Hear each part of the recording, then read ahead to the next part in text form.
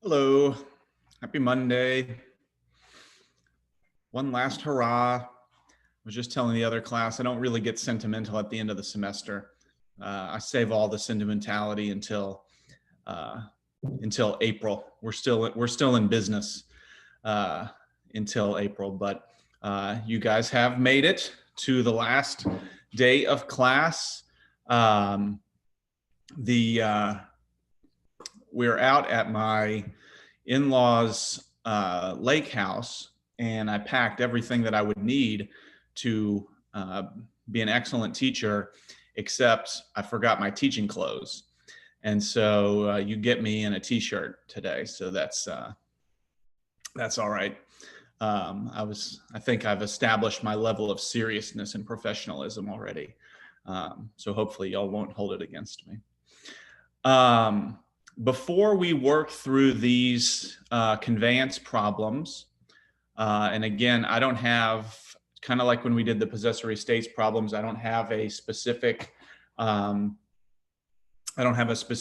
sort of agenda here. So I want you guys to sort of lead us through. But before we do that, are there administrative type questions about next week, about Monday, etc.? Or y'all feel, at least on that side of things, that you know what you need to know?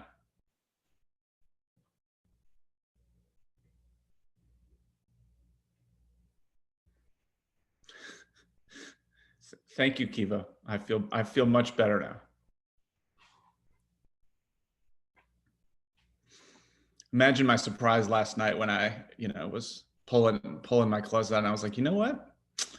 I didn't bring anything that, could even like pass for a teaching outfit. The choices were pretty, they were all pretty much about the same level, as it should be, right? If you're at a lake house. Anything administratively? We're good. Yeah, I have a question. It's not related to the exam, but do you think we're going to be in person next semester? I'm thinking we're not because I've just heard rumors of like a shutdown and stuff, but what do you think? I don't know. And it's hard to even speculate. Who knows? If you had asked me a month ago, I probably would have said yes. If you ask me a month from now, maybe things will be different.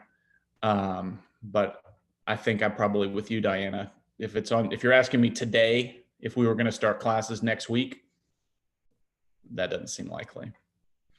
But our schedule is built so that we can be in person. And if at any point, whether that's the first day of the semester or if it makes sense 3 weeks, 5 weeks into the semester, then we I know I want y'all to have that experience, but I also don't want to rush into that unnecessarily. So we'll do what we do. I don't know.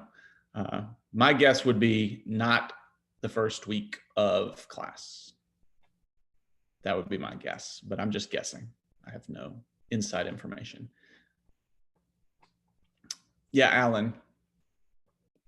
Yeah, I was wondering, there's a couple topics I was wondering whether or not they'll be fair game for the final. One of them was zoning. Is that No. okay? What about operation of commercial business on a property? Is anything like that going to be on the final maybe? That's probably related to zoning. You're probably pulling it from a different exam. Is that right? Yeah. Yeah. So my guess is that what you're encountering there is also related to zoning. So yeah. And then the danger of the old exams is that not only is the emphasis often different from semester to semester, sometimes there are things that just aren't covered, and zoning is something that I didn't work into this particular semester. We'll probably touch it in the spring. Okay. And then my other one was interest held independently versus elective share. That's marital estates. So I hadn't taught marital estates a long time ago. No, that's out. Okay. Yeah, Hayden. This is kind of going off of Alan's question. On the 2016 exam, there was a question about leaving something in trust and talking about who has what equitable interests. Is that going to be on the final? Like, is that fair game? I think that's fair game. We talked about trust and the splitting of the legal and equitable sticks so that individuals could hold something. The trustee holds the legal sticks and the trust beneficiaries hold the equitable stick. So I think that's fair game. Yes, Sky.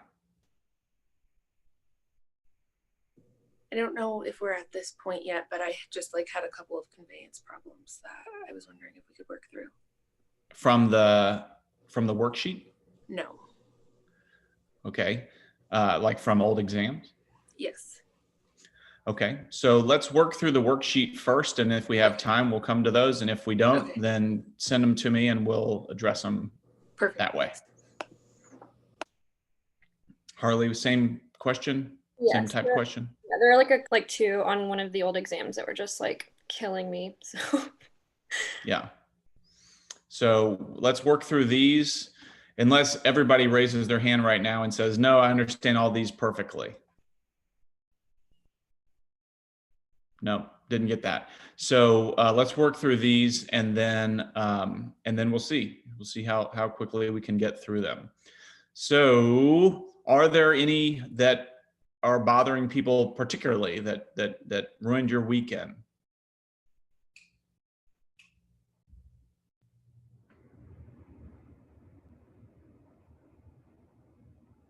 Are we good? Yeah, Payden. A question I have is, whenever you have a class and someone has a vested remainder in that class, but there are other people with executory interests and who could join that class, do you want to see on the people with executory interests that they would hold as like tenants in common with a certain percentage share, even though it's not a vested interest yet? And then the person with the vested remainder subject to open, they don't have any other members in the class yet, hypothetically. Do you still want to say like they would be a tenant in common if more people join the class, or is that not relevant yet because there's not more than one person in the class yet? It is not relevant yet. So to answer the first question, no, executory interests cannot really be held in joint tenancy or tenancy in common because they're not yet sort of ready for that.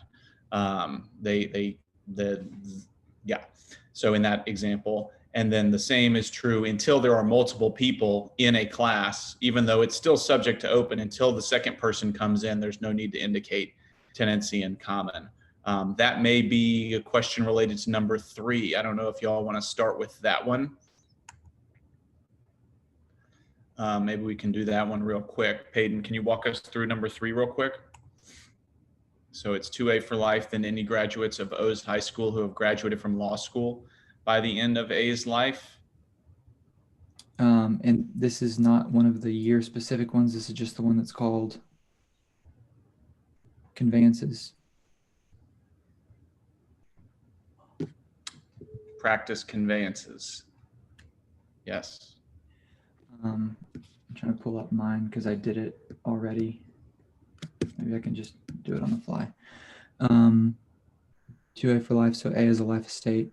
Any graduates of O's High School. So all graduates of O's High School have contingent remainders. And O would have a reversion. Why would O have a reversion? Because currently no graduates of the high school have graduated from law school, so there's nobody with a vested remainder yet. And it's so it's possible. Yep, go for it. That no remainders would vest, and then when A dies, it would revert to O. Great. Okay. So the only thing I added that you didn't say is in fee simple for the contingent remainders for all the graduates of O's High School. Otherwise, everything was as Payden said. Okay, So, X and so Y. then part B. So when X graduates from law school, X has a vested remainder subject to open and fee simple. Okay, and now to answer your question, we don't have to say that it would be as a tenant in common or whatever, because at this point, it's just X. Right. And then A has a life estate, sorry.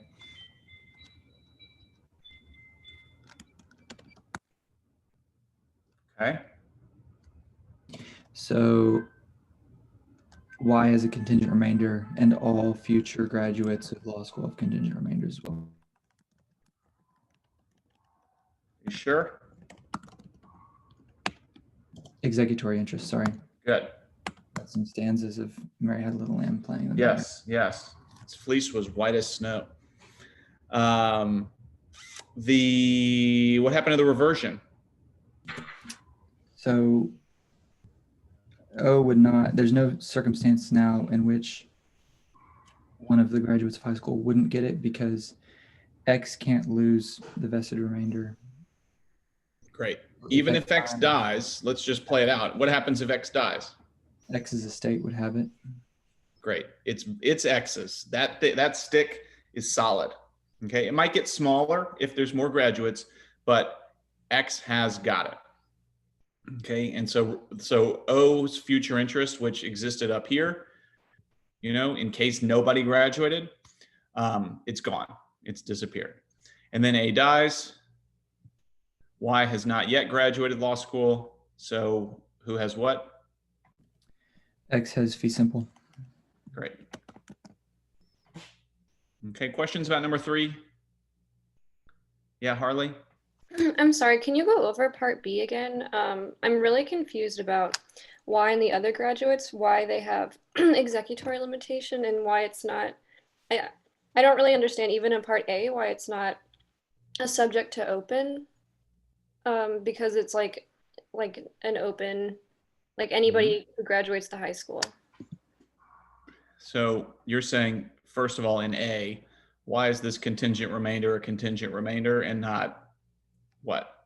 And not like vested remainder subject to open. Okay, and then in part B, your question is, why is this interest, what do you think it should be instead of an executory interest? I'm not sure. I guess I don't understand why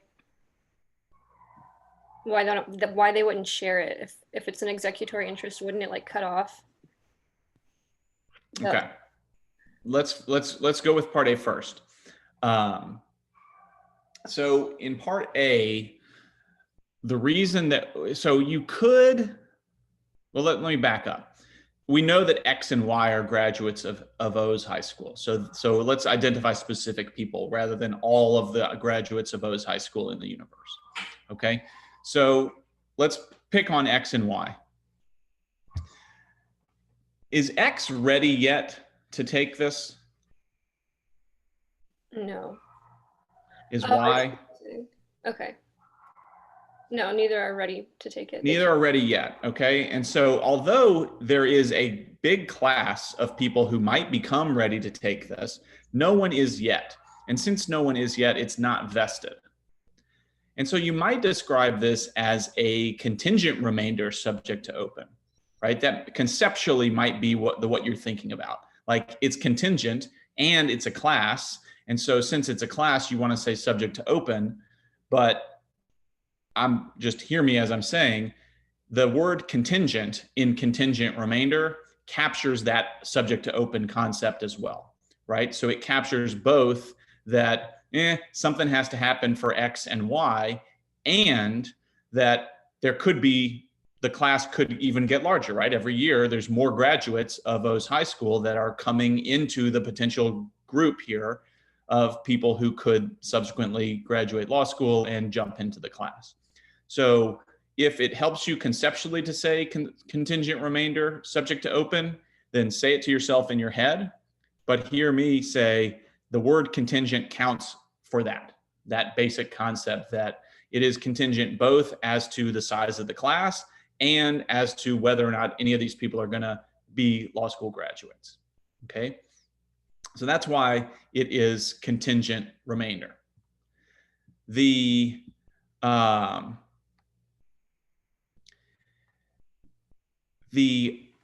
other part, so there is a way that I can try to explain it, and then there's an answer I can just tell you, right?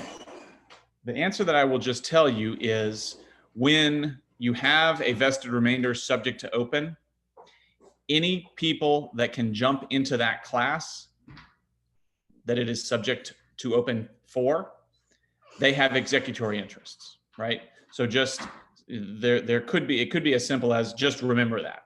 If there's a vested remainder subject to open, then anyone else who could jump into the class, that's what they have is called executory interest. Okay, so I sometimes talk about pairs. A vested remainder subject to open pairs with executory interests. A vested remainder subject to divestment also pairs with executory interests, and contingent remainders pair with other contingent remainders, and sometimes a reversion. So up here, we had a bunch of contingent remainders and a reversion. Down here, we have a vested remainder subject to open and a bunch of executory interests. And then Harley, I think I heard you ask, why wouldn't we say they share it? And I suppose theoretically they do, right? They all kind of are in it together, but because none of them are ready to become possessory, there's no point in saying that they share something until they actually do jump into this class. Is that helpful? Yes, thank you. Okay. Sky, is that a hand on number 3? No, I didn't mean to, sorry. Oh, okay. Anyone else on number 3?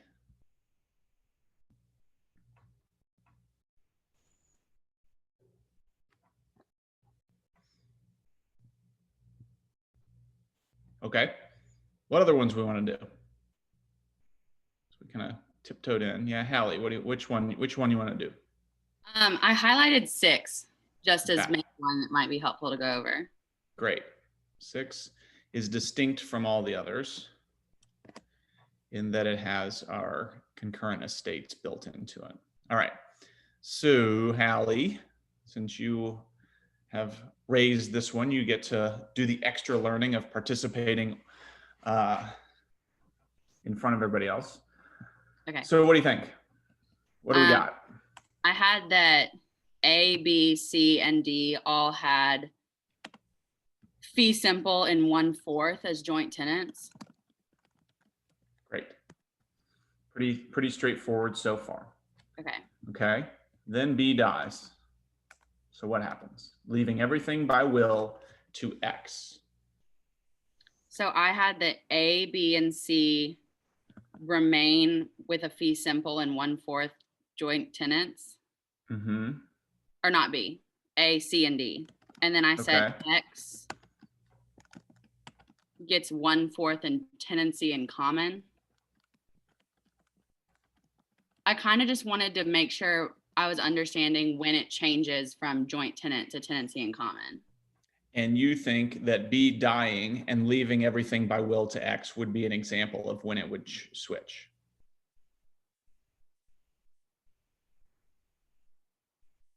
Well, if it remained in joint tenancy, doesn't that get rid of the right of survivorship? So then, or if we made X part of the joint tenants, would that not work? Or do I have a vague memory of selling it is different than leaving it? Yes, it is. So would leaving it keep it as a joint tenant? So let's clarify that vague memory. Good. Okay. So selling it has one effect, which we're going to talk about with part C, and leaving it has a different effect, which is the issue in part B. So what is the defining characteristic of a joint tenancy? That the right of survivorship. Great. And what does that mean? What is the right of survivorship? That when someone in the joint tenancy dies, their share is distributed to the rest of the joint tenants. So what does X get when B dies? I guess that B's share or B's No, part of you the joint. said B is part of the joint tenancy. Mhm. You said when someone I dies, feel like X there- shouldn't get anything. X shouldn't get anything. Okay. Okay. A share held in joint tenancy is not descendable. It cannot be passed through will. The death of B and this misleading and tricky little clause leaving everything by will to X is just taking you off the right path. You told me all of the right answers, right? The difference, there's a difference between selling it and leaving it. There's right of survivorship, and you gave me the definition of what a right of survivorship is. But I suspect that this clause made you think, oh, well, X must be getting something. Mm-hmm. And B might have even thought that, right? But it doesn't. A joint tenancy, when a share is held in joint tenancy, it does not pass through will. The right of survivorship takes it out of that process and distributes it automatically to the other surviving joint tenants. So you told me X doesn't have anything. So what else do we need to change? So then A, C, and D would have 1/3. Great. Okay. Okay. Yes.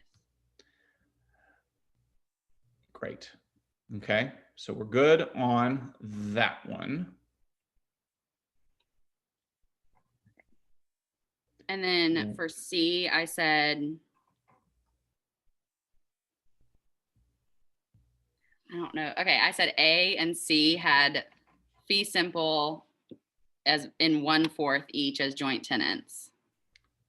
Well, let's work off of the one that we got, right? Okay. So I know what you said. What you said before is now going to screw up everything else that Okay, I comes won't look after. at it. Yeah. So let's work from where we're at. Okay. So we know that X is out. So anything that you have on your paper that says X, you know is incorrect because Yeah. X never had anything. All right. So D sells her share to Z. So let's just pause at Z sells her share to D. What does that not affect? The right of survivorship For who? for A and C. Great. Okay. So A and C are still kind of in this, just like they were. Mhm. Okay. It's been changed a little bit, but they still got what they got. Okay. Mhm. I'm going to hold off on adding to that. What about D was in there, but can D convey it to Z? I thought so. Mm-hmm. I think so. Right. You had that vague memory that you can't do it through will, but you can sever a joint tenancy by making conveyance during life. Okay. Okay. So Z would be in here as well, taking D's share. Okay. So there's our 3/3. A has a third, C has a third, and Z has a third. Okay. And then Z dies, and we're gonna back up in a second. Z dies, leaving everything by will to the Children's Hospital. Can Z leave their share to the Children's Hospital now? Well, so when D sells her share to Z, is Z getting a joint tenancy or a tenancy in common? What do you think?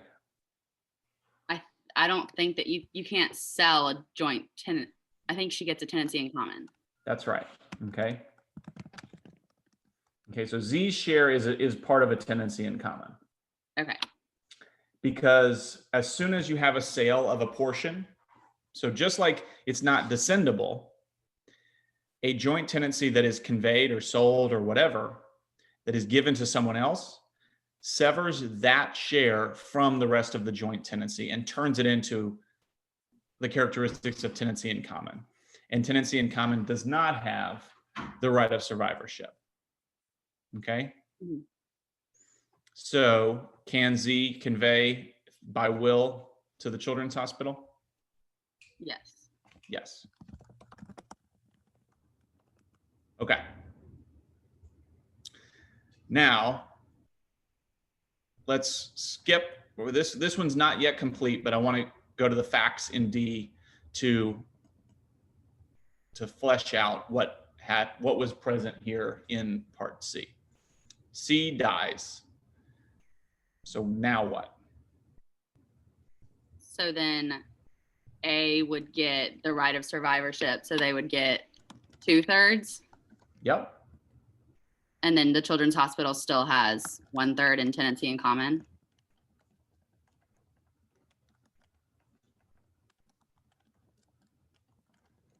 And what do you think? Do we need to put as tenant in common Hmm. for A? Oh. Does that become a tenant in common? Mm-hmm. Okay. Well, I mean, let me ask you this. Is this a situation in which A can go over all of the property, or do they only own, like, can they only go to 2/3 of the property? I think they have full and Yeah. everything enjoyment. Yeah, right to joint full enjoyment. Okay. So what it ends up being in part D is A and Children's Hospital share as tenants in common the property, with A holding a 2/3 interest and the hospital holding a 1/3 interest. Okay. And so how did A get that 2/3? You said it already, but I just want to go back to up here. When C died, When C died. the right of survivorship. Great. So there's two things that are going on in part C that have to be accounted for. Okay. One is that a tenancy in common between the Children's Hospital, before the Children's Hospital it was Z, but between the Children's Hospital and this AC joint tenancy, which survives, right? So when D sells, D only cuts off the right of survivorship for the portion that D sold. Okay. So it's as though there is a joint tenancy between A and C within a tenancy in common between A and C and the Children's Hospital. Okay. And so that's why Hallie said, and she's absolutely right, that when C dies, with regard to that 2/3, the surviving joint tenant just takes it. So if I had said C dies, leaving everything to Hallie, would that have changed anything, Hallie? No. No, still all goes to A. It's a joint tenancy for that 2/3, even though, so that would be just like this, meaningless language. Mhm. Portion held in a joint tenancy goes to the surviving joint tenants. Here, that's A. So it doesn't matter what C says in their will, as long as it's joint tenancy still at that point, that portion goes to A. So there's a lot of different ways to do this. But the main point is you need to convey two different ideas. One is that, so I would put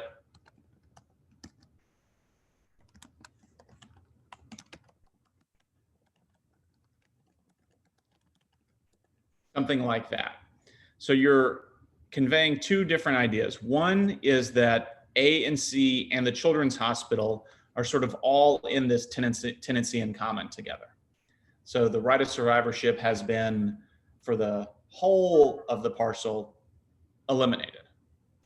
Okay. However, with regard to the 2/3 that's sort of untouched by D's interest and now Z's interest, and then the Children's Hospital, so the rest, this sentence accounts for the fact that A and C are still in joint tenancy for that 2/3. Okay. So I'm not really picky about how that shows up on your actual exam, but I do think it's important to make sure that however it shows up, you're making the two distinct points. One, that A and C hold it in joint tenancy, their portion. Two, that portion is in a tenancy in common with the severed portion, with the Children's Hospital's portion.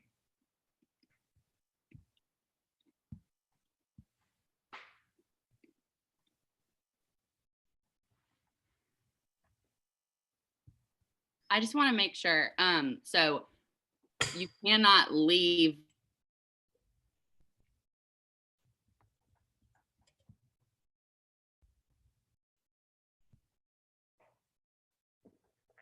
Did she just freeze for y'all too?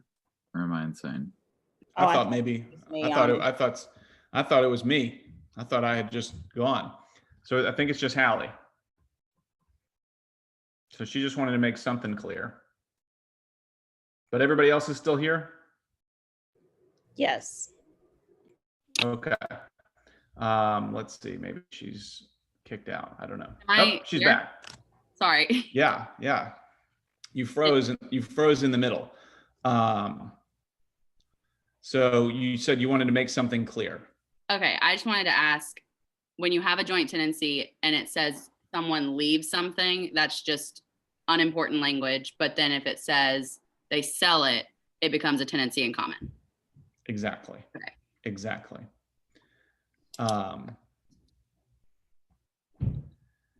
And so Kiva has asked in the chat, could you put A, C, fee simple, 1/3 each as joint tenants?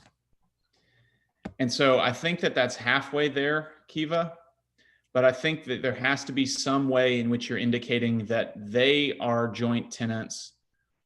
I mean, that they are tenants in common with the Children's Hospital. And I don't think that this quite gets there. Okay. So you could put, so one way you could do it is the way that I have it. Another way you could do it is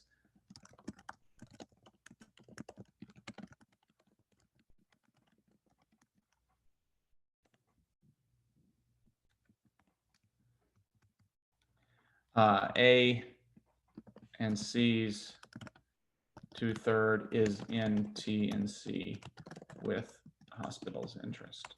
So either way would be full credit. Neither of these is preferable to me. They both convey the same thing, and they convey the two different points, which is that there is both a tenancy in common and a joint tenancy right now existing in this in the interests for this property. Okay. So Hallie, part E is asking, what if it hadn't been as joint tenants? What would the difference be at the beginning if it had not said as joint tenants? They would all just be listed as tenants in common. Okay, and then what would be the effect of B dying and leaving it to X?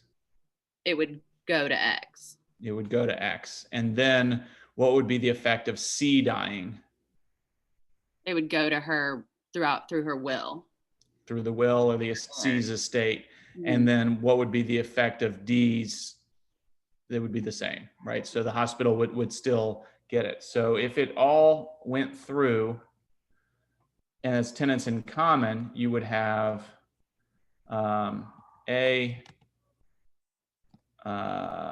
C's, well, let's see, X, C's estate, and Children's Hospital.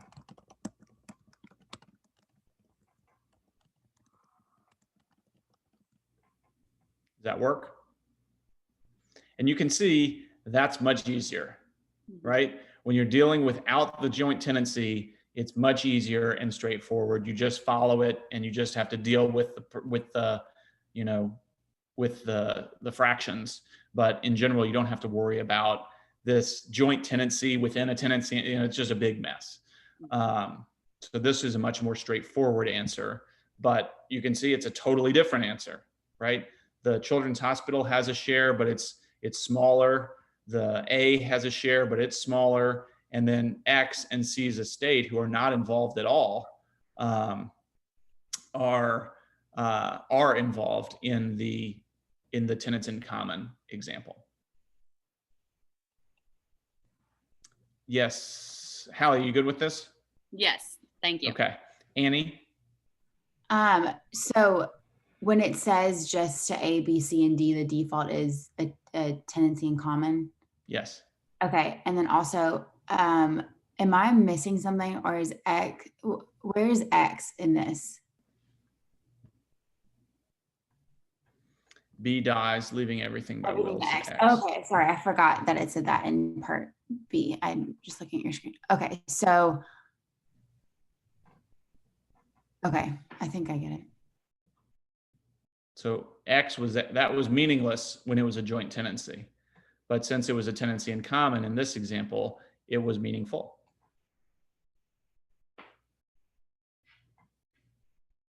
Okay. We good with tenancy in common and joint tenancy? These are tough.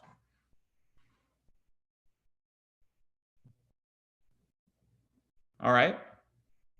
We got 4 left. Let's make them count.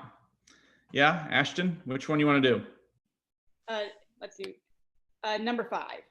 Number 5. I'm just going to warn you, since we're doing number 5, we're also going to have to do number 4 because they are cousins. Okay. So in the first what do you think we got? Okay, so in section A does have a life estate. And Okay. then, oh, it's taking, okay, I was a little worried. Okay. Yeah. C gets, what's it called? It's a vested remainder subject to divestment. Mm-hmm. And then B gets contingent remainder. Oops. All right. So let's take care of one thing that I want everybody to hear me say. In fee simple. So is it that important that it says in fee simple? Sorta. It's not the primary thing that I'm asking for in this particular question, right? It's not about what it is in, but it is part of just the identification of the interest that C has here. And there's points for it, right? So there's a lot more points for saying vested remainder subject to divestment, which is correct, than for saying in fee simple, but there is a point for saying in fee simple. And while if you forget it once, it's not that big a deal. If you forget it on every one of the conveyances, it adds up, right? Because there will be someone, I guarantee you, who will not forget it on every one of the conveyances. And those people are accumulating points that you, forgetters of in fee simple, are leaving on the table, okay? Now, Ashton, your A and C interests here are correct. But what about B's interest? So do we have situations in which we have vested and contingent remainders attached to the same life estate? Vested and no, that's executory. B would have executory interest, wouldn't he? Great. In fee simple. Good. So remember our pairs. If you see a vested remainder subject to divestment, you're going to see an executory interest with it. If you see a vested remainder subject to open, you're probably going to see executory interests. If you see contingent remainders, you're going to see more contingent remainders and maybe also a reversion. Okay. So Ashton, how did you know that it was a vested remainder subject to divestment for C in this example? Just because B had executory interest, a traditional indefeasibly vested remainder cannot be forfeited. But because B was going to graduate from law school, that would mean C would forfeit the vested remainder. So it had to be something, a vested remainder subject to divestment. Great. And how did you know it was not a contingent remainder? Because it was not conditional. It was originally going to C anyway. And then, Perfect. Yeah, and then B. If you had to point to one part of the conveyance that was a tip-off more than any other part of the conveyance as to why it was a vested remainder subject to divestment instead of a contingent remainder for C, what would you point to? The comma but. The comma but. Okay. That part right there. Excellent. Okay, so then B graduates from law school while A is still alive. At that point, who holds what interests? A still has the life estate. And B gets a reversion in fee simple, and C gets nothing. So C gets nothing. Or but- not reversion. Oh yeah, C does get nothing, and then B, not reversion and fee simple. What would it be? What follows a life estate? Just fee simple. No. No. Oh, I got to go back up. I'm sorry. Life estate. Yes, it's the reversion. Wait. Remainder. Okay. Getting there. In fee Remainder and simple. fee simple. Okay, that's great. But we need, what flavor kind of remainder do we have? What is this? An indefeasibly vested remainder in fee simple. Great. B's got it. B's taking it. B can't lose it. It's done. We've got our best kind of remainder here. Once B graduates law school, the executory interest divests C's interest. So C's interest was vested subject to divestment. B divested it. And now B stands in C's place with an indefeasibly vested remainder. Okay? Good. Questions on 5? Yeah, Ryan? I just want to know, is the remainder, is it always in fee simple? No, it is not. Okay. In fact, we're going to come to one, if we get through all 6 of these, where it is not. Okay, good. I've just been wanting to see that because it felt like it shouldn't always be that way. So I just wanted It to is see. not. It is mostly, right? Most of the time, but sometimes it is not. We'll talk about that in a moment. Anything else on 5? Okay, Ashton, I'm going to pick on you to walk us through 4 also. Because 4 and 5, like I said, are cousins. They are pretty much functionally exactly the same. There is no functional difference between 4 and 5. Okay. But the interests are different. Okay. Right. So I what see. do you got? A, of course, has the life estate. Mhm.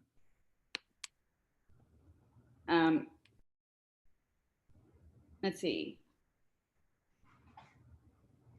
I actually have, for full confession, I have done 5, but I did not do 4, so I'm taking a second.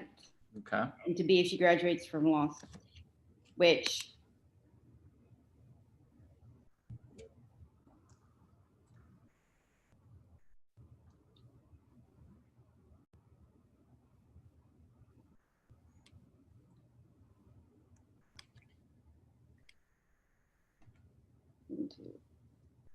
then to B. Ryan, did you do 4? I did. We'll see how I did. So I think B has a contingent remainder in fee simple.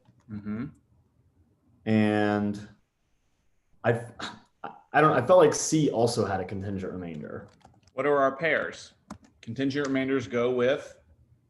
Contingent remainders. Exactly. So Okay. B and C have contingent remainders. Is there any reversion here?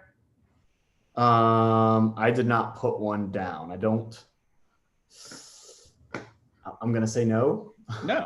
No, right? Either B graduates from law school during A's life or B doesn't graduate law school during A's life. There's no other possibility. Okay. So it's competing contingent remainders here. B and C have contingent remainders. Ryan, why did you say that this was a contingent remainder for B and C as opposed to a vested remainder subject to divestment like in number 5? Let me go back to the language. It was the then, let's see if I can find it here. It was kind of like that then but sort of.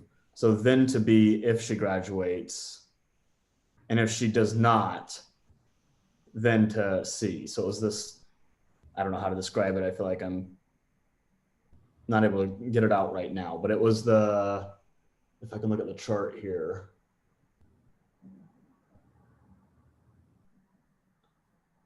Yeah, so if one condition does not occur, it expires, allowing the other one to occur. Is that right? I feel like the way that this is written, B is not ready yet to take this. right? It's something has to happen before B is eligible.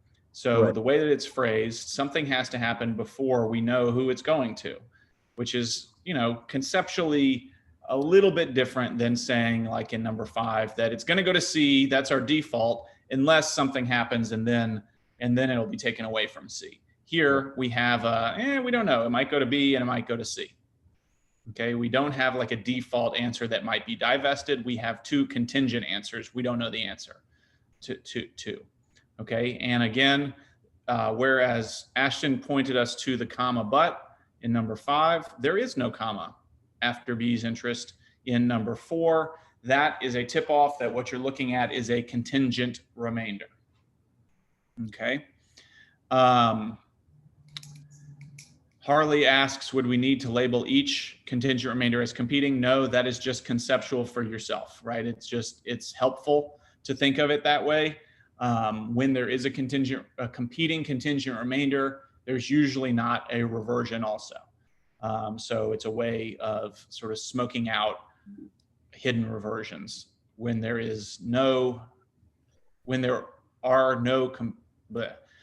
contingent remainders are competing, there usually is no reversion. Okay, and then Ryan, what's the result when B graduates from law school? So A maintains a life estate and B takes an indefeasibly vested remainder in fee simple. Same answer, right? Same answer as in number 5. So no functional difference between these two, only a difference in the labeling of B and C's interests at the outset. And this helps demonstrate our pairs, right? Contingent remainders go with contingent remainders. Vested remainders subject to divestment go with executory interests. Okay, questions on 4 or 5?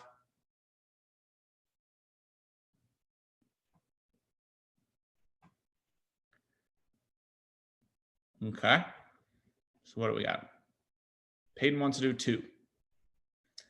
And I want to do 2 too. All right.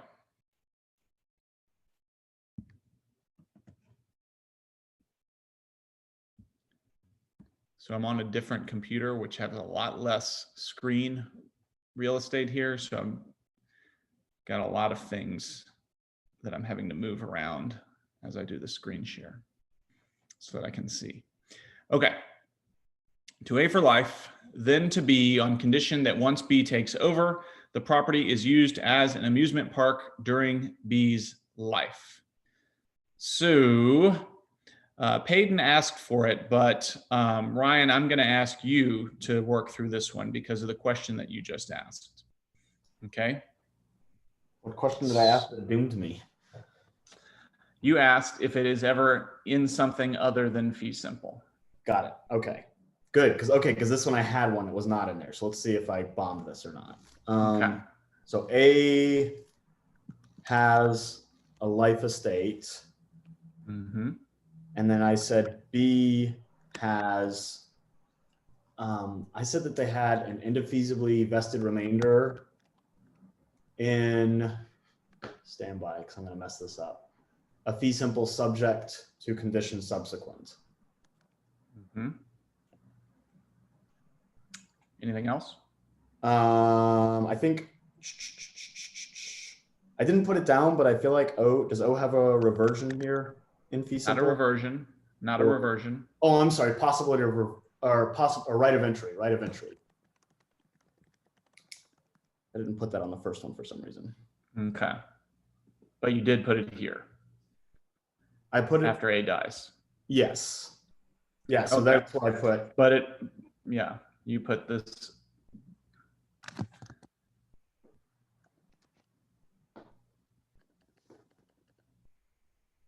Right. Oh, golly. What happened? That's what you put. Yes, exactly. Okay. Okay. So this is the correct answer. A has a life estate. That's easy.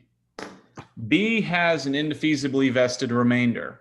So Ryan, How is it indefeasibly vested? It says then to be on condition that once B takes over, the property is used as an amusement park during B's life. How could that be indefeasibly vested? Let me go back here. So it's indefeasibly vested because there's no one else that it can go to. I mean, he's the only person. Okay, so we've got an ascertainable person. That's right. good. 2A4. But it's got all this language on condition that once B takes over. Didn't we just say if there's no comma, that's going to scream out contingent remainder? Why does this situation not fit that general rule of thumb?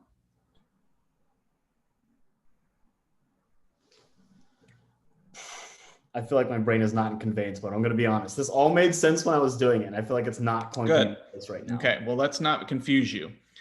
Somebody else tell me what was going on in Ryan's brain when he correctly put that this was an indefeasibly vested remainder. Let's go for it, Zach. Okay, so the reason why it's an indivisibly vested remainder is that, I mean, he was kind of hinting at it, that it can only go to one person. It has to go to B. The condition is not a condition for taking possession. The condition is for him to maintain possession, because he can only use it as an amusement park once he gains ownership, once he gains his fee simple. So it's only after he gains that fee simple, should he maintain that condition, that he can keep that fee simple. If he does not if he does not maintain that condition, then O has that right of entry. Right. It is an ascertainable person, it's B. That's the easy part. But when we read the language of this condition, we see that the condition doesn't apply while B is waiting, right? It doesn't apply in the time frame when A has a life estate. When A is alive, it doesn't matter how the property is used. B is getting this property. They've got it. They can't forfeit it. There's no one else jumping in. It's done. B, there is nothing that can happen that B could lose this property. And it's because even though there is no comma, but does seem to be a condition, when you read the text of the condition, it only applies, as Zach said, after B takes over. Once B takes over, then we do have a condition. And just to bring us back to the question that Ryan asked, that's why when B does take over, they take over in something other than fee simple, right? If they take over in fee simple, there's no condition. There's nothing. It's theirs. They've got all the sticks. Okay, but they don't. Once B takes over in this example, the property still has to be used as an amusement park during B's life. Okay, and if I just cross this out, right? If that's gone, then to B on condition that once B takes over, that's a classic fee simple subject to condition subsequent, right? With a right of entry held by O. And so if we just say that all exists after a life estate, it doesn't change anything. It's just we have a formula for exactly what's going to happen at the end of A's life. But while A is alive, it's just a regular old life estate and an indefeasibly vested remainder. Okay, and then we put in fee simple subject to condition subsequent with, and then if we have that, we also have to have a right of entry. And I will say that the error that Ryan made, not including the right of entry in the first, is a very typical error. Okay, so 2 points. One, sometimes your questions B and C should be hinting back at you to what existed in the beginning. If there was a right of entry here in part B, which Ryan said there was, then there was also a right of entry up here. Okay, so one, sometimes use your B and C, which have facts and sort of change things later, to double check that all the interests that existed in part A existed. That's how you find things like a hidden reversion or in this case, a hidden right of entry.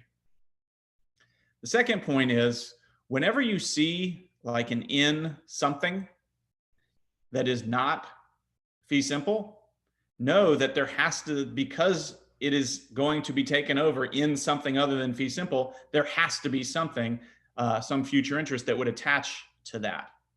Okay. And so know that if you see a fee simple subject to condition subsequent somewhere, you better put right of entry. Okay. Or if this had said 2A for life, then to be on condition that once B takes over, the property is used as an amusement park during B's life. And if it's not, then to C, right? If we gave away that future interest, then you would see that this would be fee simple subject to executory limitation. And instead of a right of entry, you would be looking for an executory interest. Okay. And then just to play it all the way out, so we have all the answers here. The property continues to be utilized as an amusement park until B dies. B dies, leaving the entirety of her estate to X. At that point, who holds what interests? Ryan, what do you think? X takes fee simple. Great.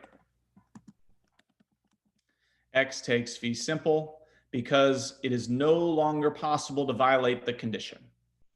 Okay, so B had a fee simple subject to condition subsequent, but that condition became impossible upon B's death. And once it becomes impossible, then O's right of entry is canceled. And once the future interests are gone, it's just a plain fee simple that X is taking over. Okay.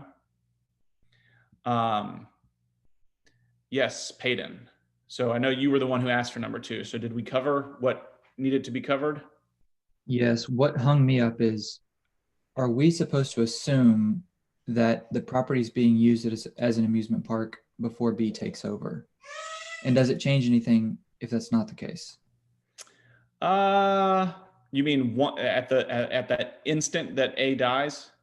Yeah. Is it already being used as an amusement park, or is it just a plot of land that A says it needs to be used as an amusement park? And I'm thinking of number 2 on 2018, where it says it needs to be used as a library during A's life. It's not being used as a library at the time of the conveyance. So it doesn't create a fee simple subject to condition subsequent. It creates fee simple. Yeah.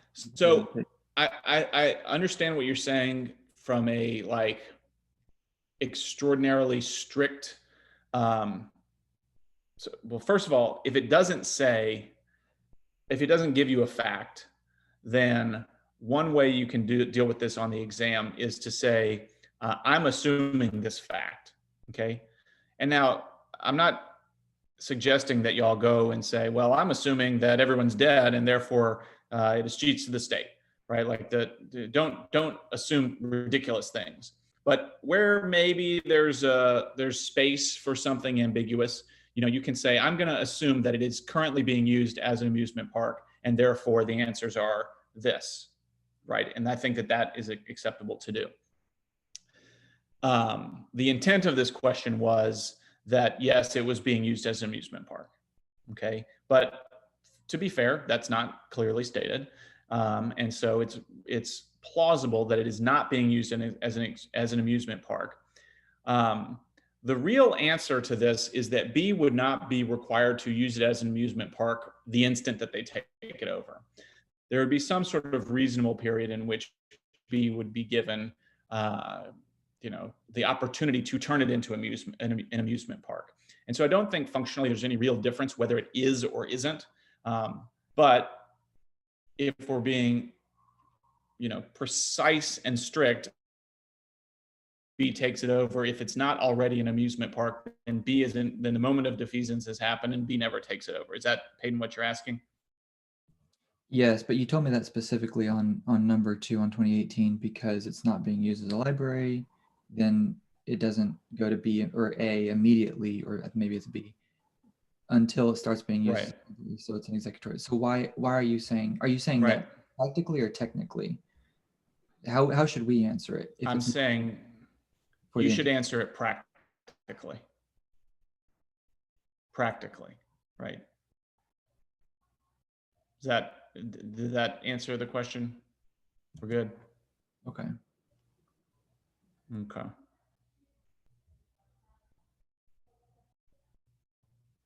So note between in this one, we have a condition that only applies after the life estate is over. With this one, 3, and also I think 4, yeah, we have conditions that only apply during the life estate.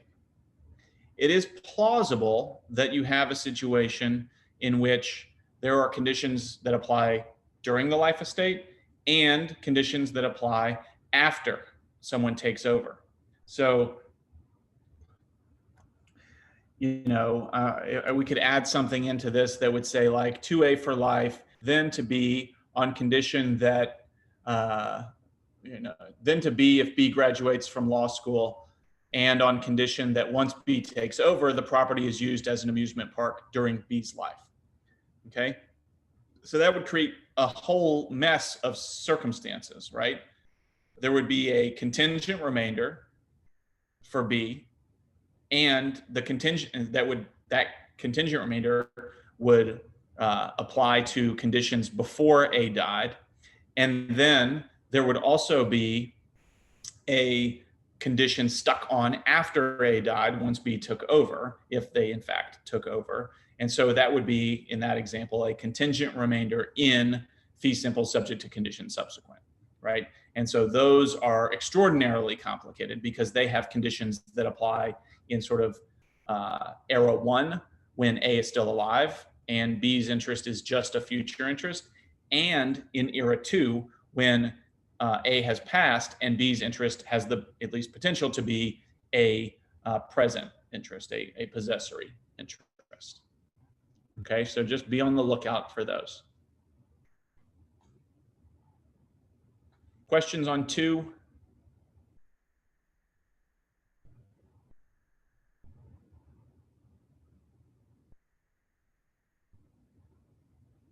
How about number 1? Let's do it. And then Sky, you might get your wish. Who wants to walk us through number 1?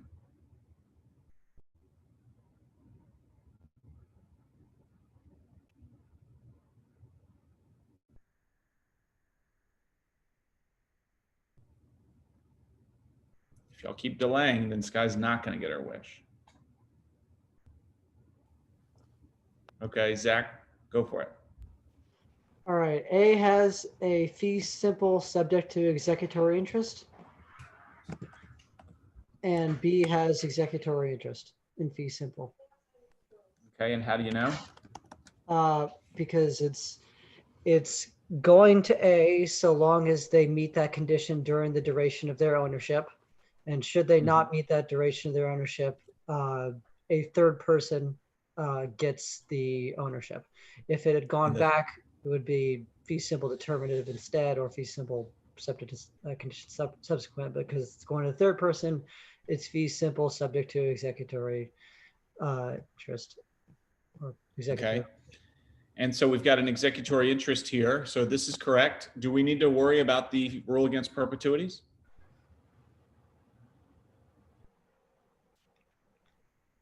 You see, I had the answer, and then you asked me a hard question, and now I don't know. I'm going to go with yes, because. So we should worry about it, but is it violated? So the answer is yes. We should worry about it because we have an executory interest. It's 21 years after the death of a person involved, right? That's the rule of perpetuities. Mm-hmm. Well, since A would be the person that the subject of the rule, and A is still alive, so so it wouldn't be an issue because the condition is only dependent on the duration of A's life. Exactly. Okay. So if it had said so long as the trees are not cut down, then we might have a problem. But it doesn't. It says so long as the trees are not cut down during A's life. Because the condition has been cabined to a certain life, it is only during A's life that it matters whether the trees are cut, and therefore we do not have a violation of the rule against perpetuities. So I'm just modeling, even though we, you know, were kind of quickly able to, even Zach, you saw how quickly he went from, uh-oh, I don't know what's going on here, to, no, actually it's not a big deal at all, right? That's what that process should be happening, right? Uh-oh, executory interest, let me just check. Okay, during A's life, we're good. Okay, it can be that fast. But you should at least give yourself the practice of thinking it through. A begins to cut down trees on the property. At that point, what happens? B gains fee simple interest. Why? Because the executory interest contingency rule went into effect. The event that it was contingent on happened, so ownership transfers over. And the word you're searching for is automatically. Automatically, yes. Mm-hmm. Okay. Alternatively, A doesn't cut down the trees, then A dies. After A dies, B begins cutting down trees on the property. What's going on here? You see, this is a bit of a problem because B doesn't have ownership of this. If A doesn't cut down the trees and then dies, A's heirs have fee simple ownership, which means that B is trespassing and destroying property. Yes, yes. Bad things for B in this example. Okay. Everybody see, because the contingency or the condition, excuse me, is attached to A's life, once A dies, if it hasn't triggered, it will never be triggered. That's how we know that it's not a rule against perpetuities problem, because it's over, right? It ends with the end of A's life. So what is B doing on this property? I don't know. They are trespassing. They are causing property damage. That is the situation here. Yes, Hayden. So say in the first part of the question that it is based on B's life and it does violate the rule against perpetuities. Does that mean you would just cross out the rest of it and it would just be like 2A basically?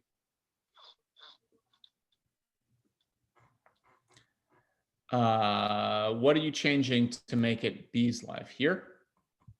During B's life? Well, I guess it doesn't necessarily matter if it's 2B or whatever, but say this was a violation of the rule against perpetuities. Is it like, don't you just cross out what the violation would be and it would just go to A? No. So let's say this had said, so I'm going to copy it so that we don't confuse y'all. Okay. If it had said,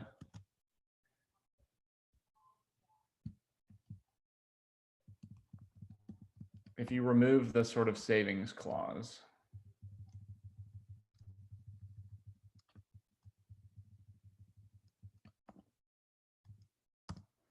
okay, that could be a rule against perpetuities violation. Okay, and so what Hayden's asking is, what is the effect of if it's a rule against perpetuities violation? And so this one would create the same.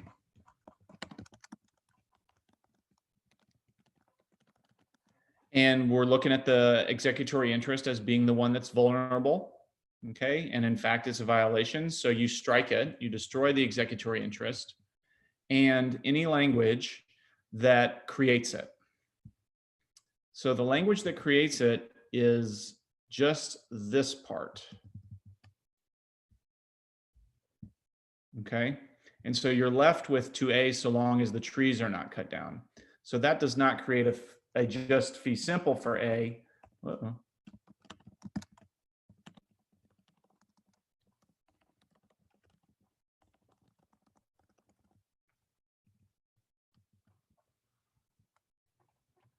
Does that make sense, Hayden? Yeah, I gotcha. Appreciate it. Mm-hmm. Other questions on this one?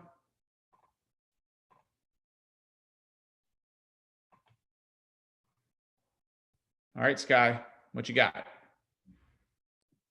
Okay, I have two. The first one's kind of quick. It just is going off of The question or something we were talking about when Peyton was asking, it's conveyance 2 on the 2018 exam.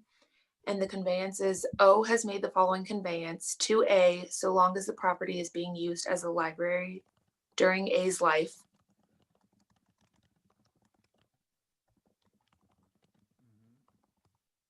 And currently the property is not being used at all. So and then A is at the moment of conveyance who holds what interests? And is it just O?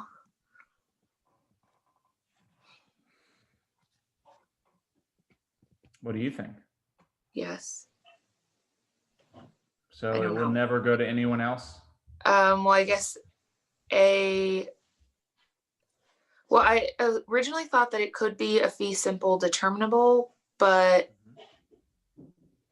I don't actually know. But then you thought to yourself, well, can A go onto the property right now? And you said, well, it's not being used as a library right now, so A cannot, right? Correct. Your first instinct was it's fee simple determinable because of so long as. But then you thought, well, no, that can't be because it's not yet a library. Okay. Correct. And so then your second thought was it just goes to O. But you did pause when I said, is it always going to be O's, or could it go to someone else in the future? And the answer is that it could go to somebody else in the future. A. So who could it go to in the future? Right. A. Okay. And so this is one of those weird and difficult to see fee simple subject to an executory limitation held by the grantor.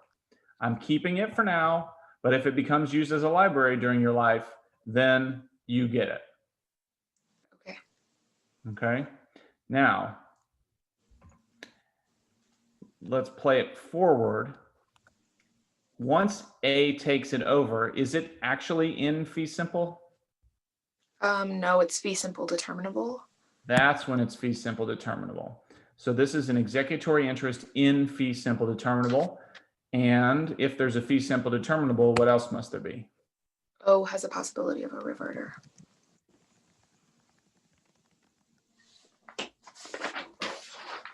This is actually a very problematic one. I don't remember if I ended up having multiple types of answers receive credit, because I think you could theoretically call this a possibility of reverter in fee simple subject to an executory limitation, and that we could have this bizarre situation in which it's used as a library. Okay, it belongs to this person. Oh, it stops using library, it belongs to this person, and back and forth ping ponging. I'm never attempting to create ping pong conveyances because they are a nightmare. But this might accidentally be an example of that. But I think this is the intended answer. Okay. And then I had one more, but it's 11:44, so I don't know if.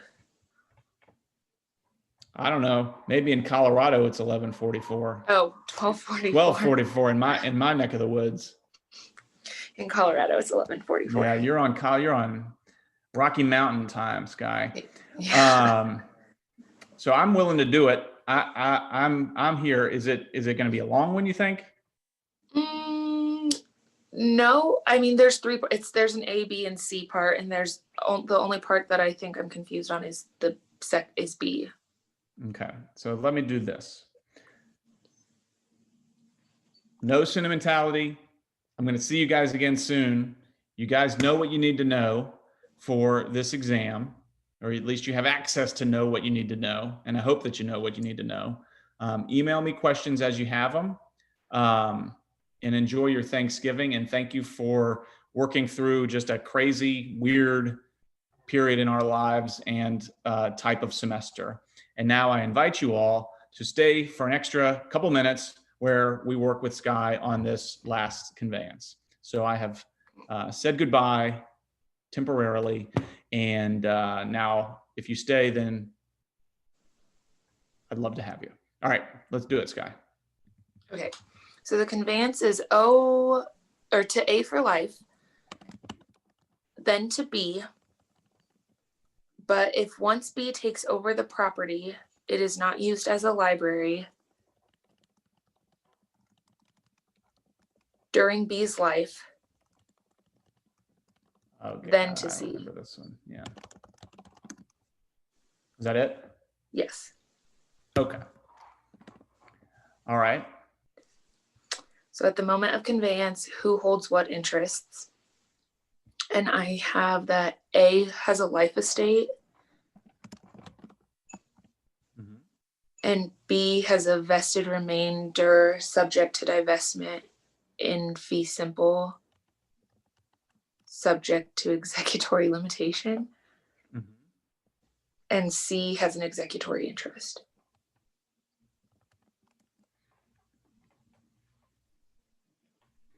And then that's all. Okay, so the one thing that I think that this is the only part we need to talk about.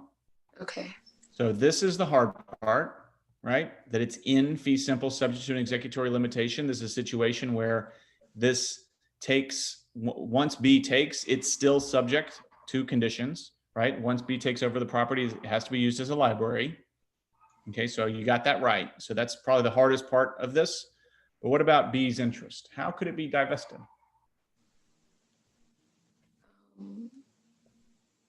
You saw comma but, and you said, oh, that's a vested remainder subject to divestment, right?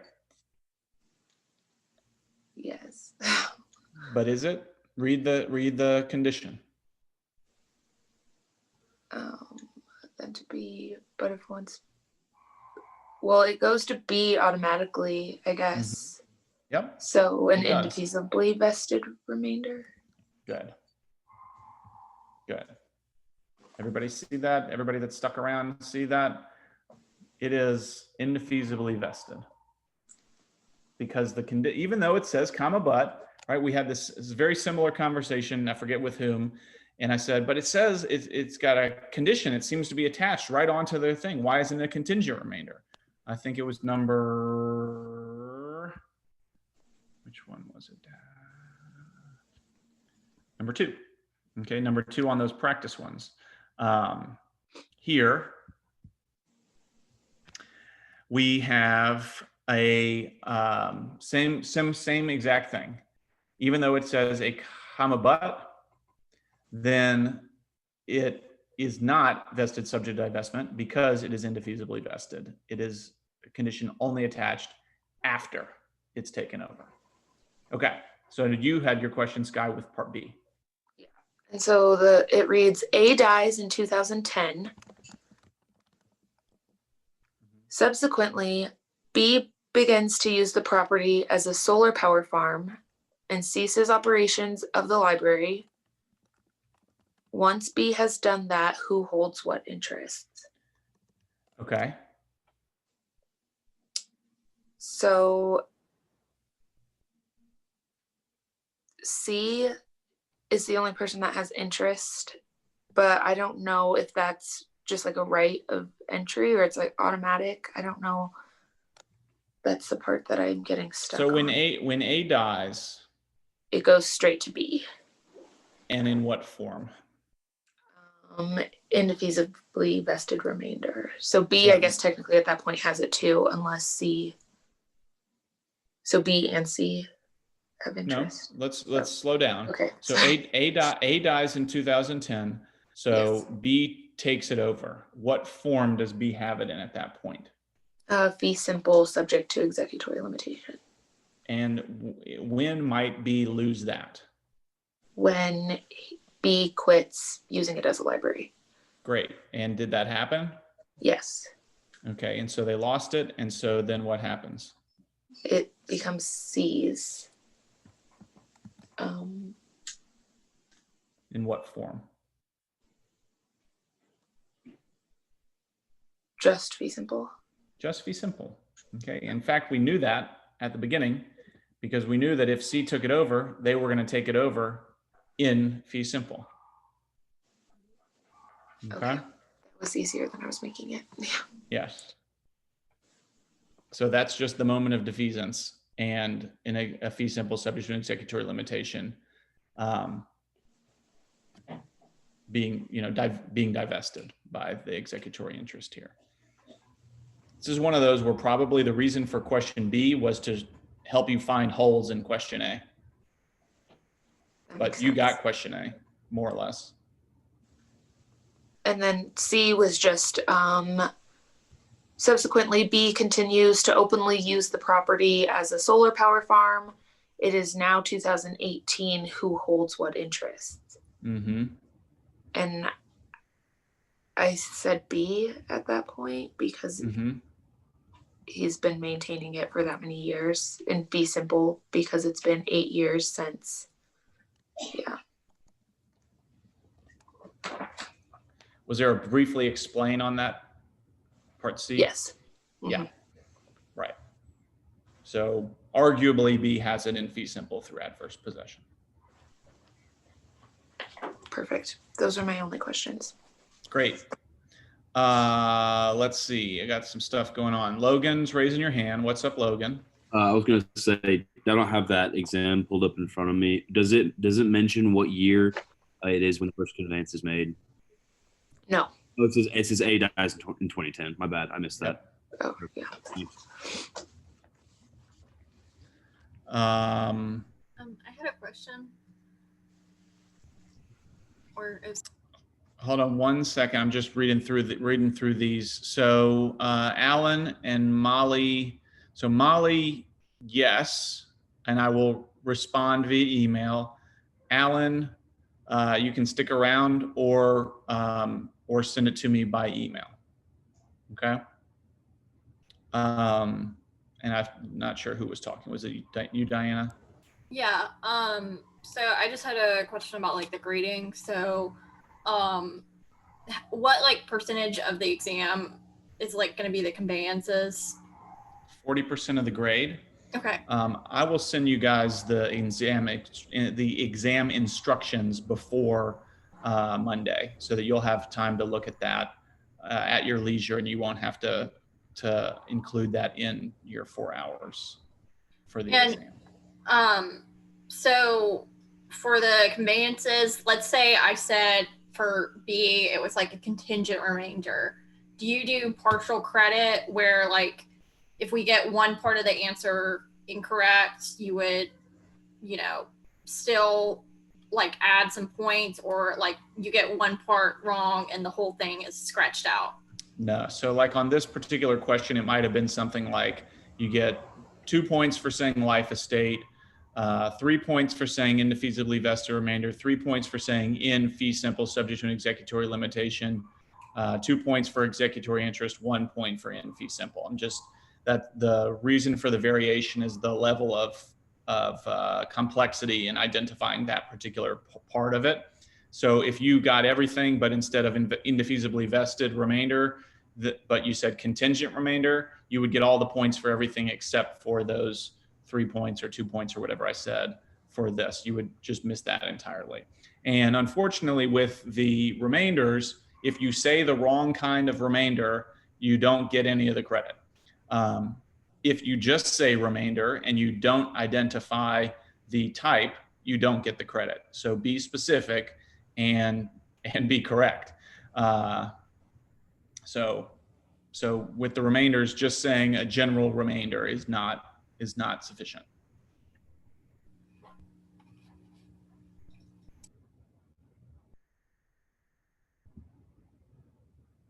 Okay.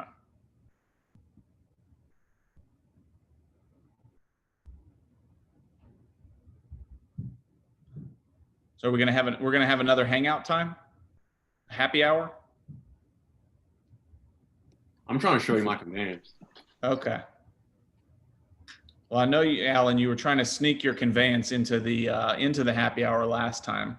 Yeah, And not then- cool, Alan. Yeah, and then like you were like, oh well, this is about hanging out. This is not about conveyances. I'm out of here. I'll stick around for his conveyance, but because I'm curious. If Okay. I have time, I have a doctor's appointment to get to. All right, you want to do it, Alan?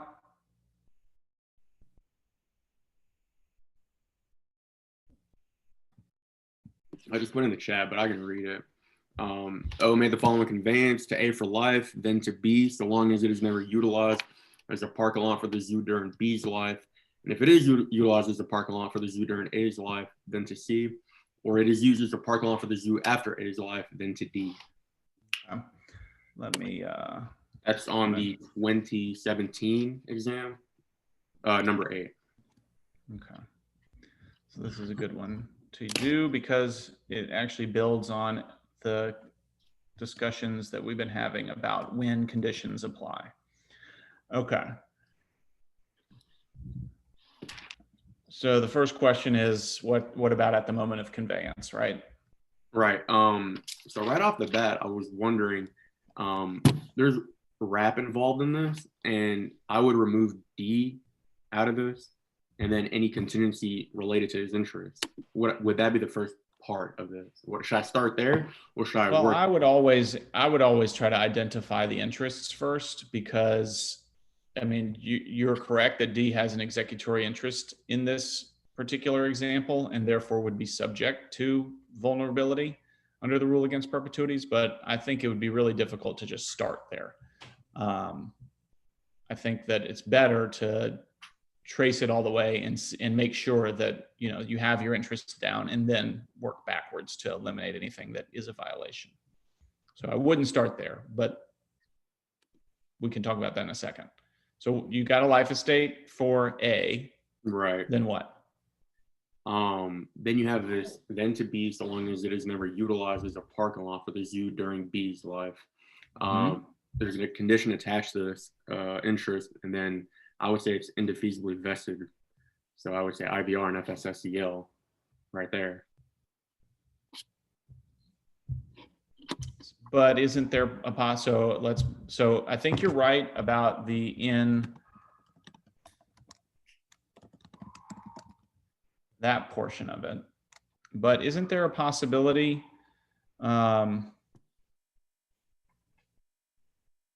that there could be something happen during A's life where B wouldn't get it? Yeah, and then that's when the next part, I guess, comes into play. And if it is utilized as a parking lot for the zoo during A's life, then to C. So, and then what does that mean? So there's a condition on the present interest, and if that comes into play, I would assume C comes. Okay. Stop. So that is not a condition on the present interest. So that's gonna solve, I think, a lot of the problems for you. Okay. That is a condition on B's potential taking of the remainder. Okay. So you said IVR. Right. And I was saying, well, isn't it possible that B isn't going to take? And then you were pulling on this language. It's possible. Yes, it is possible if this is violated during A's life. So what that portion is not affecting A's life estate, it's affecting B's potential taking of the remainder. So they're going to take it in fee simple subject to an executory limitation, but only so long as it doesn't get used as a parking lot for the zoo during A's life, right? So this is a potential divesting interest that C has.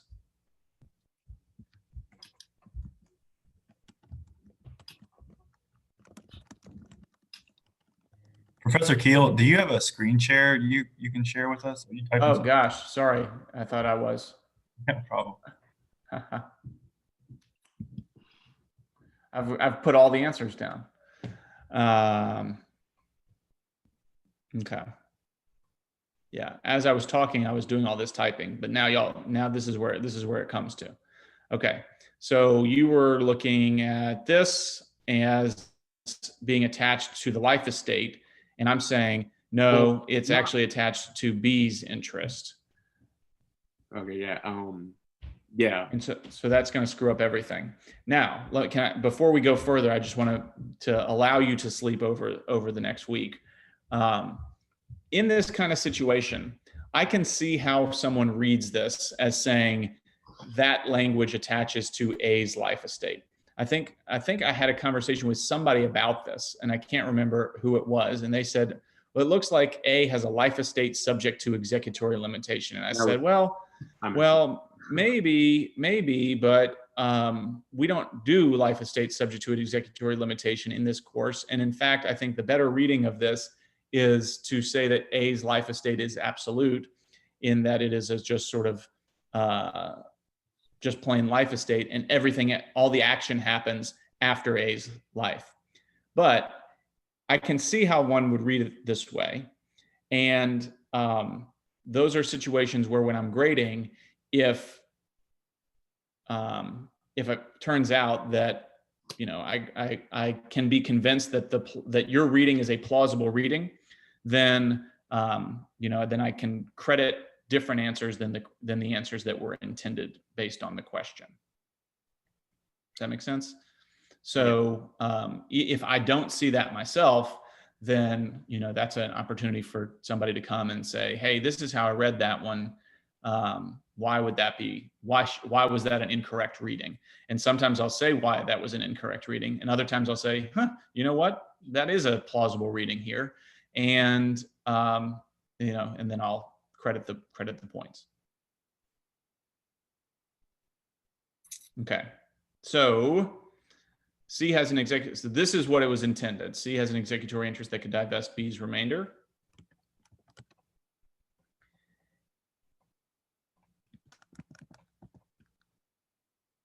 Maybe, right? And then to C, or if it is used as a parking lot for the zoo after A's life. So this is a bit of a mess of a conveyance. There's a lot of things wrong with it. The rule against perpetuities being one of them. But also ambiguity about whether this attaches only if B takes it over, or also if C takes it over, this language. Right. So I believe that the intended answer was this.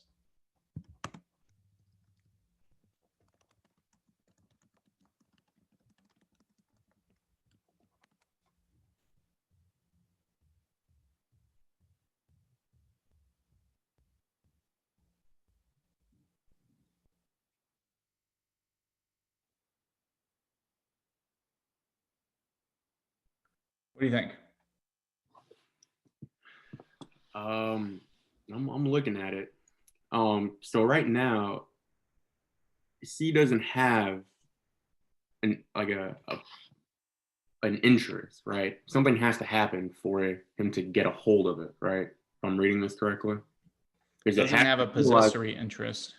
Right. It has to be utilized as a parking lot for the zoo during A's life. So until that, if that doesn't happen, then C doesn't get anything, right? If I'm reading this correct. Correct. Okay. I believe another plausible reading would be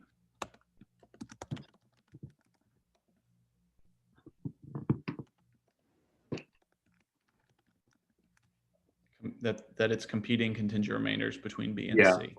Yeah. Okay, that's one way I was looking at it.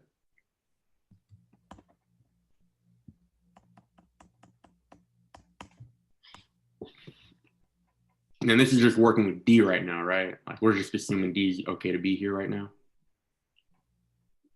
So what if you have an answer like this, but then you have another answer where D's not involved? Somebody implemented like the wrap. Yeah, I think all that would do is change this from fee simple subject to an executory limitation that to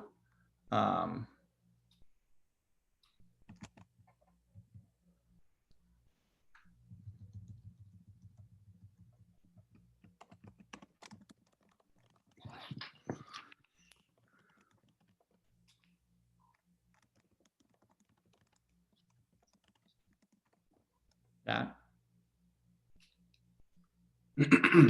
Okay.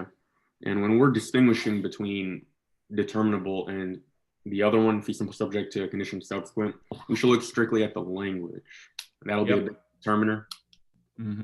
So it's that's making me feel that way, the so long as right there. Okay.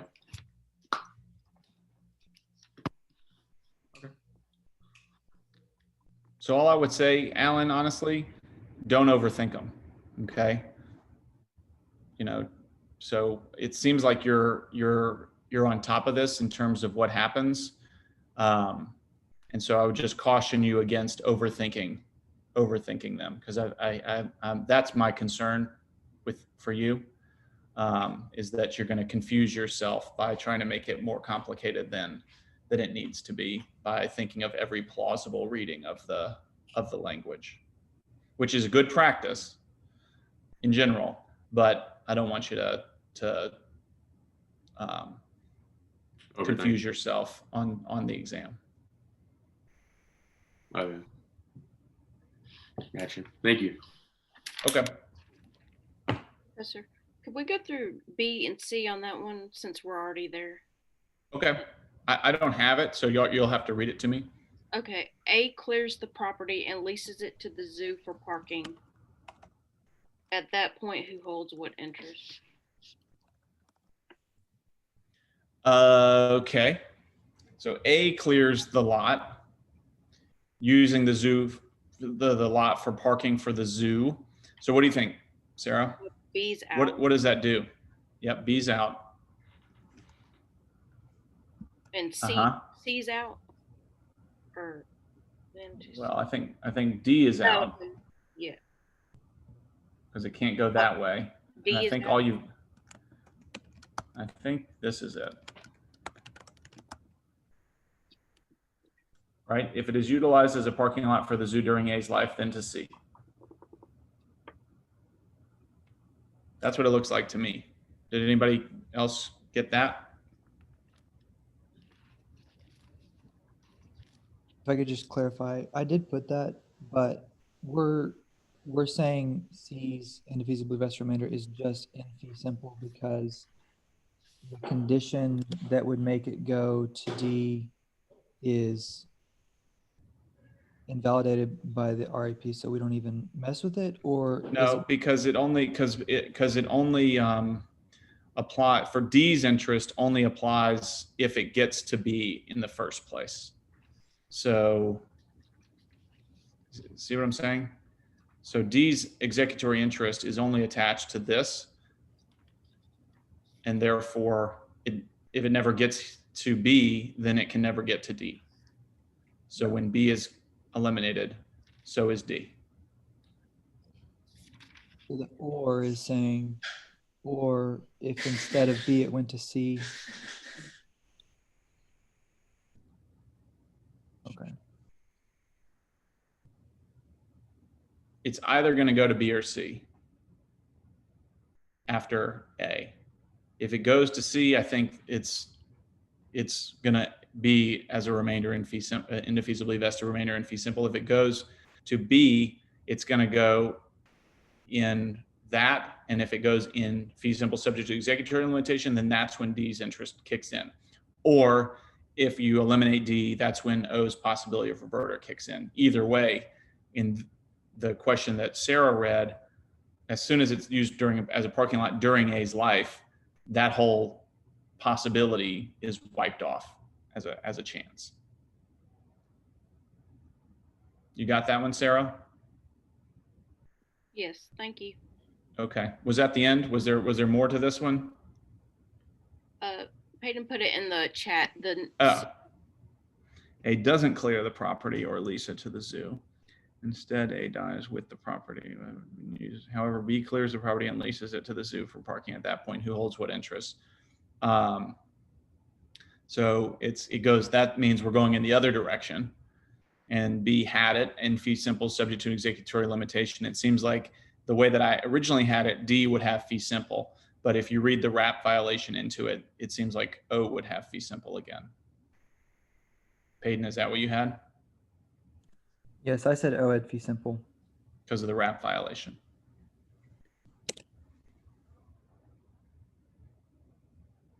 And did you say that the RAP violation was intended or not? It's unintentional, but I think it's there.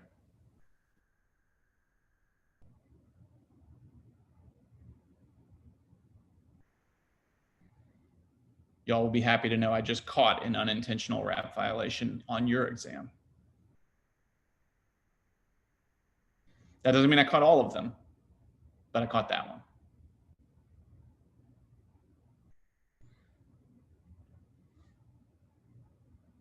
All right, we good? Sorry for all that blind sharing. I thought I was sharing and then y'all were just looking at my face. Okay, well, y'all have a good Thanksgiving. I'll be in touch. Thank you. All right.